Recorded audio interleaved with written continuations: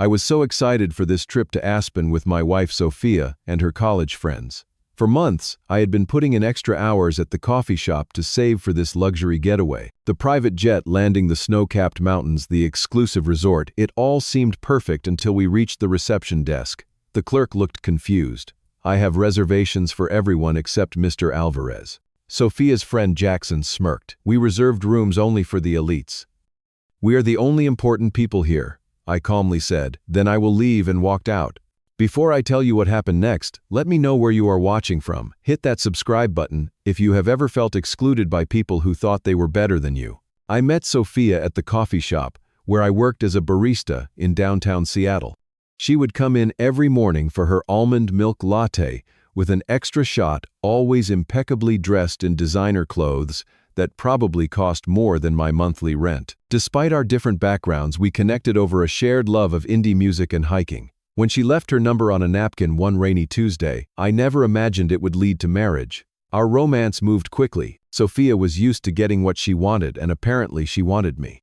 My friends were surprised not that she was interested in me, but that someone from her social circle would date outside their class, as my buddy Marcus put it. I ignored the warning signs because I was genuinely in love with her sharp wit and adventurous spirit. Sophia came from old money. Her parents owned several investment properties across the country and had sent her to an Ivy League school, where she formed her tight-knit group of equally privileged friends. I, on the other hand, had worked since 16, put myself through community college, and was proud of my independence and work ethic. When we got married after 8 months of dating, I thought our love had successfully bridged our different worlds. The wedding was small, partly because my family could not afford to fly in from across the country, and partly because Sophia assured me she wanted something intimate. Now I realize it may have been because she was embarrassed to have too many of her connections meet me. The first time I met her college friends was at our engagement dinner. They arrived in luxury cars wearing outfits that cost more than my entire wardrobe. Throughout the evening, they asked questions about my career prospects with thinly veiled condescension. Sophia squeezed my hand under the table when I tensed, whispering that they were just protective of her. I believed her then. The invitation to spend a week at an exclusive Aspen resort came from Jackson, Sophia's former classmate, who had recently purchased a property there. "You have to join us for the winter getaway," he insisted during a video call, though his eyes never quite met mine on the screen. "We do this every year. Now that Sophia is married, you simply must come too." For 6 months, I picked up every extra shift I could at the coffee shop. I had recently been promoted to manager, but the salary increase was modest. When I mentioned possibly not being able to afford the trip, Sophia waved away my concerns. "It is a shared expense. Everyone contributes to activities, but accommodations are taken care of. Just save for spending money." The planning happened mostly without me. There were email chains I was copied on, but that rarely required my input. During group calls, I would often be acknowledged at the beginning, then somehow fade into the background as inside jokes and references to shared memories took over. Sophia assured me they were just excited to reconnect. "Do not worry about fitting in," she said one night as we packed. "They will love you once they get to know you." I nodded, focusing on rolling my one nice sweater carefully to avoid wrinkles. While Sophia packed 3 suitcases of designer ski wear and evening outfits, I managed to fit everything in a single duffel bag. That difference alone should have been a warning sign. As the trip approached, I found myself lying awake at night, rehearsing conversations and researching upscale restaurants in Aspen so I would not embarrass myself by mispronouncing menu items or ordering incorrectly. I wanted so badly to be accepted by her friends to prove I was worthy of Sophia despite my background. The night before our departure, Sophia seemed distracted, constantly checking her phone and giggling at messages. When I asked who she was texting so late, she simply said, "Just confirming last-minute details with Amanda." I did not question further, choosing to believe everything was fine. The private jet experience was my first taste of just how different this vacation would be from anything I had experienced before. Jackson had arranged for his family jet to collect everyone from various locations. Sophia and I were the last pickup, joining the already partying group mid-flight. As we boarded, Amanda, tall, blonde, and wearing what looked like diamonds in casual setting, air-kissed Sophia and gave me a quick up-and-down glance. "So this is the famous Pedro," she said, her smile not reaching her eyes. "We have heard so much about the barista who stole our girl. The cabin was luxurious with leather seats, a fully stocked bar, and even a flight attendant. As we settled in, Derek, a finance guy with perfectly styled hair, handed me a glass of champagne. "So Pedro ever been on a private jet before, or is this a first along with actual winter sports?" The group laughed, and Sophia joined in, though she placed a hand on my knee, as if to soften the blow. Throughout the 3-hour flight, similar comments continued. Tiffany asked if I needed recommendations for budget-friendly activities in Aspen. Jackson wondered aloud if the coffee shop had given me enough time off considering your position. Each remark was delivered with a smile that made it impossible to call out without seeming oversensitive. What hurt more than their comments was Sophia's reaction. Rather than defending me, she seemed to distance herself, physically moving to sit with the women and leaving me alone with my thoughts. When she returned slightly tipsy from the free-flowing drinks, she whispered, "They are just joking around. This is how they show they are comfortable with you." I nodded, not trusting myself to speak. As the jet began its descent into Aspen, I gazed out at the mountains, trying to recapture my initial excitement. The resort looked like something from a movie as we approached, sprawling, elegant, nestled among snow-covered pines. Under different circumstances, I would have been taking photos and texting them to my friends back home. When we finally arrived at the resort, the staff rushed out to collect luggage, addressing each guest by name except me.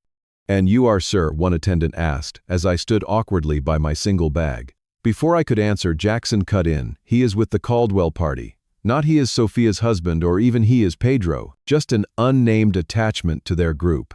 The moment at the reception desk remains burned into my memory. The marble lobby was intimidating enough, with its soaring ceilings and genuine antiques decorating every corner. The receptionist, a polished young woman with perfect makeup, smiled warmly as our group approached. "Welcome back to Alpine Peaks Resort, Mr. Patterson," she greeted Jackson before acknowledging each of the others by name. "Your usual suites are ready with the requested amenities." She efficiently processed check-ins for each couple: Jackson and his wife, Melanie Derek, and Tiffany Amanda and her boyfriend, Greg. When Sophia stepped forward, the receptionist smiled. "Mrs. Caldwell, your Lakeview suite is prepared as requested." I stood beside my wife, waiting to receive our key card. The receptionist looked confused, checking her computer again. "I am sorry, but I only show one reservation under Caldwell. A single occupancy suite. At first I assumed it was a mistake. These things happen in hotels all the time. We need a room for 2, please," I said politely. "I am Pedro Alvarez, Sophia's husband." The receptionist's fingers flew over the keyboard. "I do not see any reservation for an Alvarez, sir." She looked genuinely apologetic. "And unfortunately, we are fully booked this week due to the winter festival." I turned to Sophia, expecting her to be equally confused, maybe even upset at the hotel's error. Instead, she was staring at the floor, her cheeks flushed. Behind us, I heard snickering. Jackson stepped forward, placing a hand on my shoulder that felt more possessive than friendly. "We reserved rooms only for the elites," he said, his voice carrying across the lobby. "We are the only important people here." The group erupted in laughter, not embarrassed chuckles at an inappropriate joke, but genuine amusement. Amanda added, "Did you really think you were part of this circle? This was always our trip." I looked at each face, waiting for someone to break character and tell me it was all an elaborate joke. Instead, I saw only mockery, and worst of all, my wife's averted gaze. She was not defending me. She was part of this. In that moment, something inside me hardened. I would not give them the satisfaction of seeing me break. Drawing myself up to my full height, I spoke in a voice that surprised me with its steadiness. "Then I will leave," I said simply, and turned toward the door. "Pedro, wait," Sophia called, but I was already walking through the grand entrance, past the bellhops and the luxury cars, out into the cold Aspen afternoon, with nothing but my duffel bag and the clothes on my back. I maintained my composure until I rounded the corner of the resort's property, out of sight from the main entrance. Only then did I allow myself to feel the full weight of what had just happened. The betrayal cut deep, not just from Sophia's friends, whose respect I had foolishly sought, but from my own wife, who had stood silent during my humiliation. As I walked along the snow-lined sidewalk, my phone began buzzing in my pocket. Sophia's name flashed on the screen, but I silenced it without answering. Within minutes, text messages followed. "Pedro, come back. They were just joking. You are overreacting. This is how they play around. Do not embarrass me like this." That last message told me everything I needed to know about her priorities. not concerned about how I felt being deliberately excluded and mocked, but worried about how my reaction reflected on her. The wind bit through my jacket, adequate for Seattle winters, but woefully insufficient for Aspen in February. I had no destination in mind, just the desperate need to put distance between myself and the resort. With each step, memories of subtle disrespect from the group replayed in my mind, the dismissive tones when asking about my job, the inside jokes deliberately shared when I was present, the way they would speak about investments and properties, knowing I could not contribute to the conversation. Sophia had never openly participated, but she had never stopped it either. How many times had she laughed along? How many times had she changed the subject when I later expressed discomfort? The signs had been there all along, but I had been too in love or perhaps too flattered by her attention to acknowledge them. My phone continued to vibrate. 12 missed calls from Sophia, 3 from Jackson, even 1 from Amanda. I switched it to silent and kept walking. After 30 minutes of aimless wandering through Aspen's picturesque streets, feeling increasingly out of place among the designer boutiques and gourmet restaurants, I spotted a small coffee shop tucked between 2 high-end galleries. Mountain Brew read the simple sign, with warm light spilling from its windows onto the snowy sidewalk. The familiar smell of freshly ground beans welcomed me as I pushed open the door, bringing with it a wave of nostalgia for my own workplace back in Seattle. Unlike the sleek minimalist coffee chains that dotted Aspen's commercial areas, this place had character-mismatched furniture, local art on the walls, and a bulletin board crowded with community notices. Behind the counter stood a woman about my age, her dark hair pulled into a practical bun, wearing a flannel shirt beneath her apron. She looked up as the bell above the door announced my arrival. "Welcome to Mountain Brew," she said, with genuine warmth. "What can I get you?" "Just a black coffee," I replied, my voice sounding hollow even to my own ears. As I reached for my wallet, I realized my hands were trembling from the cold or emotion I could not tell. The barista Maria, according to her name tag, studied my face as she handed over the steaming mug. "Rough day?" she asked, not intrusively, but with the easy concern of someone used to being a sounding board for customers. You could say that I managed attempting a smile that felt more like a grimace. "Take a seat by the fire," she suggested, nodding toward a worn leather armchair near the stone fireplace. "No charge for the refills if you need to stay a while." I nodded gratefully and settled into the chair, the heat from the fire gradually thawing my chilled body. Checking my phone, I found 26 missed calls and a flurry of text messages. Some from Sophia alternated between anger and concern. "Where are you? Everyone is waiting to continue the welcome dinner. You are making a scene over nothing. Please come back. I am worried about you." Others came from her friends, their false concern transparent. "Dude, it was just a joke. Learn to take one. Jackson, Sophia is really upset. Do not ruin the trip for everyone. Amanda. We can find you a room in town if the resort is too much for your budget." Derek, I set the phone face down on the table beside me, unwilling to engage with any of them yet. As I sipped my coffee, I found myself cataloging all the moments in our relationship when Sophia had subtly diminished me, or allowed others to do so. The jokes about my modest apartment when we first dated, the surprise in her voice when she introduced me to colleagues, and they expressed interest in my opinions. The way she sometimes corrected my table manners or vocabulary when among her friends. I had interpreted these actions as her desire to help me fit into her world. Now I wondered if they were instead evidence that she never truly believed I belonged there. As the evening progressed, Maria kept my coffee cup filled, occasionally checking if I needed anything else but otherwise giving me space.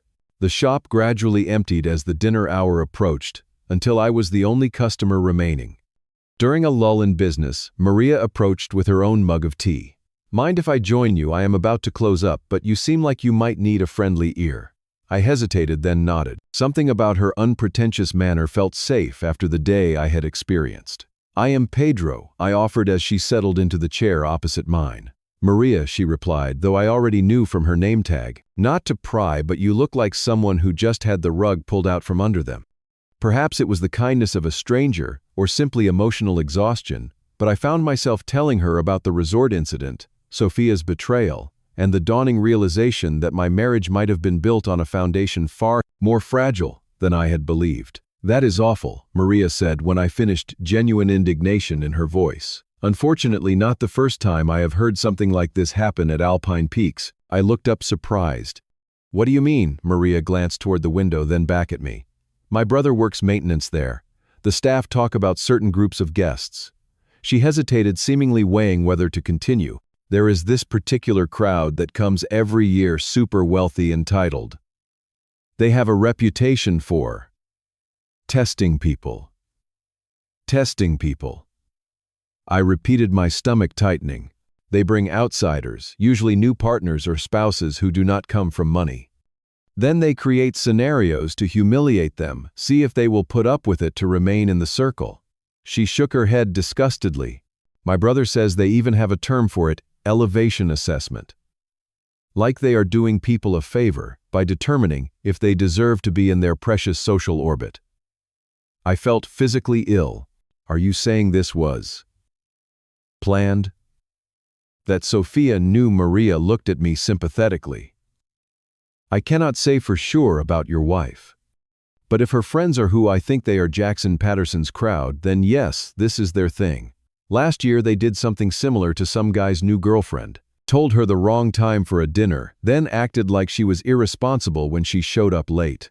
As this information sank in my phone, lit up with yet another call from Sophia. 42 missed calls now. I stared at her name on the screen, feeling a strange detachment. The worst part, Maria continued quietly, is that I have heard they sometimes have bets on how long the outsider will last before breaking down or leaving. A cold clarity washed over me. So I am just entertainment to them. Maria nodded grimly. From what my brother has said, pretty much. Though you walking out right away probably was not in their script. Usually, people try to endure it, which only makes the game more fun for them. I thought about Sophia's increasing desperation in her messages. Perhaps I had disrupted their carefully planned humiliation by removing myself from the equation too quickly. Has your wife participated in these games? Before I asked, dreading the answer. Maria hesitated. I do not know her specifically, but my brother mentioned that the whole group is usually in on it. No one gets to be part of their inner circle without proving their loyalty. The implications hit me like a physical blow. Had our entire relationship been building to this moment? Had Sophia been testing me all along? Or had she genuinely cared for me before being pressured to prove herself to her friends? As these questions swirled in my mind, my phone began ringing again. This time I decided to answer. After almost 6 hours of silence, I finally answered Sophia's call. The coffee shop had closed, but Maria had invited me to stay in the apartment above it, where she lived with her brother when he was not working overnight shifts at the resort. Pedro, thank God. Sophia's voice was shrill with what sounded like genuine relief. Where are you? Are you okay? I am fine, I replied, my voice calm and detached. Is there something you want to say to me? It was just a stupid joke that went too far, she rushed to explain. Jackson thought it would be funny to make you think you did not have a room. Of course we booked one for you. Really, I asked. So if I go back to the resort right now, there will be a reservation in my name. Her hesitation told me everything. Well, technically it is under my name, but it is a double suite. It was always meant for both of us. Then why did the receptionist say it was a single occupancy reservation? Another pause. That was just part of the setup. Look, everyone feels terrible. Can we just move past this? The group wants to apologize. Put them on speaker, I said, an idea forming in my mind. There was a shuffling sound, then Jackson's voice boomed through. Hey man, totally our bad. We were just hazing you a little welcome to the family kind of thing. Pedro, Amanda's voice now. We have a tradition of playing pranks on newcomers. We did not mean to upset you. That is right, added Derek. In fact, we are willing to make it up to you. The resort might be able to find a staff room for you if you apologize for walking out on everyone. I almost laughed at the audacity they wanted me to apologize. But something in Derek's choice of words caught my attention. If I apologize for being humiliated and excluded. Well, you did overreact, Tiffany chimed in. It made everyone super uncomfortable. In the background, I heard a faint shushing sound and what seemed like stifled laughter. Then I caught a snippet of whispered conversation. Is it recording? Are you filming this? I asked sharply. What? No, Sophia answered too quickly. Then I heard it clearly, Jackson's whispered voice. Keep him talking for the stream. The pieces clicked into place. Not only had they orchestrated my humiliation at the resort, but they were now recording my reaction for entertainment, possibly to share with their social circle or even online.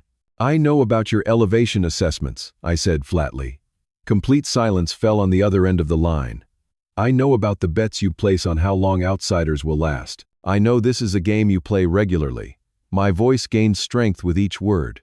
What I do not know is when my wife became the kind of person who would participate in deliberately hurting someone she claimed to love. Pedro, that is not Sophia, began. We are done, Sophia, I interrupted. Do not call me again. I ended the call and blocked her number.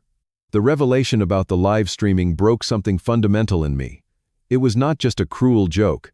It was calculated public humiliation. With shaking hands, I called my best friend Marcus back in Seattle. They did what? He exploded after I explained the situation. That is straight-up psychological abuse, man. I know, I replied, still processing it myself. But there is more. With Maria's help, I had searched social media platforms and found a private account belonging to Jackson. Though the account was locked, his profile picture showed him and the group at what appeared to be last year's Aspen trip. The bio read, Elevation Society separating the elite from the pretenders since 2018. Through her brother's connections, Maria had learned that this society had been documenting their assessments for years, sharing the videos within their wealthy social circle as entertainment. So my marriage was what an elaborate setup for their sick entertainment. The possibility made me physically nauseous. Marcus was silent for a moment. I do not know, Pedro. Maybe it started real, and she got pulled back into their toxic games. Or maybe he did not finish the sentence. He did not need to. While on the phone with Marcus, I received a notification. Someone had tagged me in a post. It was from an account I did not recognize, but the preview showed a photo of me walking out of the resort captured from behind. The caption read, Another pretender fails the elevation test. Watch live as the barista breaks down. My hands trembled with a mixture of rage and devastation. They were not just documenting my humiliation, they were broadcasting it, turning my pain into entertainment. I need to end this, I told Marcus. Not just for me, but to stop them from doing this to someone else. After ending the call with Marcus, I asked Maria if she could connect me with her brother. 20 minutes later, he called expressing outrage at what his sister had told him. This behavior violates at least 6 resort policies, he explained. Alpine Peaks prides itself on discretion and respect. Recording other guests without consent is strictly prohibited, let alone harassment. He offered to arrange a meeting with the general manager first thing in the morning. He will want to see evidence, he warned. Do you have any? I have the social media posts they tagged me in, plus the recording of the phone call where they admitted to filming me. I replied, having had the foresight to start recording after hearing their whispers about streaming. That should be enough, he assured me. The GM takes these matters very seriously. For the first time since arriving in Aspen, I felt a glimmer of hope. Not for reconciliation with Sophia, that bridge was thoroughly burned, but for some measure of justice. The next morning, dressed in clothes borrowed from Maria's brother, my own casual attire seemed insufficient for a formal meeting. I walked through the front doors of Alpine Peaks Resort. This time, I was not an unwanted tag-along, but a guest with a legitimate grievance escorted by the resort's general manager himself, Mr. Harrington. Mr. Harrington had been appalled by the evidence I presented. Alpine Peaks has a zero-tolerance policy for harassment, he had stated firmly, after reviewing the social media posts and listening to the recorded call. Many of our high-profile guests choose us specifically for our discretion and respectful atmosphere. We approached the resort's signature restaurant where, according to Maria's brother Sophia and her friends, were having their breakfast. The maitre d' recognized Mr. Harrington immediately and ushered us through without question. The group was easy to spot, the loudest table in the otherwise subdued dining room, champagne glasses already filled despite the early hour. Sophia saw me first, her mimosa freezing halfway to her lips. One by one, the others noticed conversation dying as confusion, and then alarm spread across their faces. "Good morning, Mr. Harrington said pleasantly but firmly. I apologize for interrupting your breakfast, but we have an urgent matter to discuss." Jackson recovered first. "Whatever he told you is an exaggeration," he said, gesturing dismissively in my direction. "We were just having a bit of fun. Recording and broadcasting other guests without consent is against resort policy," Mr. Harrington replied evenly, "as is harassment, exclusionary behavior, and damaging the resort's reputation." Amanda laughed nervously. "That is a bit dramatic, do not you think? It was just a harmless prank." Mr. Harrington's expression remained impassive. Alpine Peaks values all our guests equally regardless of their background or profession. We have reviewed the evidence, including your social media posts and recorded conversations, and found your behavior unacceptable. The color drained from Sophia's face. What does that mean exactly? She asked, her voice small. It means Mr. Harrington continued that while Mr. Alvarez is welcome to enjoy our hospitality for the duration of the planned stay in our presidential suite, with our compliments, the rest of you will need to find alternative accommodations. Your reservations have been canceled effective immediately. A stunned silence fell over the table. You cannot do that, Jackson sputtered. Do you have any idea who my family is? We have been coming here for decades. I am well aware, Mr. Harrington replied calmly, which is why this decision was particularly difficult. However, our commitment to all our guests' well-being must take precedence. You have 2 hours to pack your belongings. As the implications sank in, Sophia stood up. Pedro, can we talk privately? Please. I considered her request for a moment. The woman standing before me, her designer outfit, suddenly seeming like a costume rather than clothing, was someone I no longer recognized, or perhaps had never truly known. There is nothing left to say, I replied quietly. The divorce papers will be filed when I return to Seattle. With that, I turned and walked away, leaving behind not just Sophia and her friends, but the version of myself that had allowed love to blind me to reality. The remainder of the week in Aspen was unexpectedly healing. The presidential suite, with its panoramic mountain views and private hot tub, provided a peaceful sanctuary to process everything that had happened. But more valuable than the luxury accommodations was the genuine human connection I found. Maria and her brother Tom invited me to dinner at their modest apartment, introducing me to their friends, local ski instructors, shop owners, and artists who made up the actual heart of Aspen beyond its glitzy exterior. Their warmth and authenticity were balm to my wounded spirit.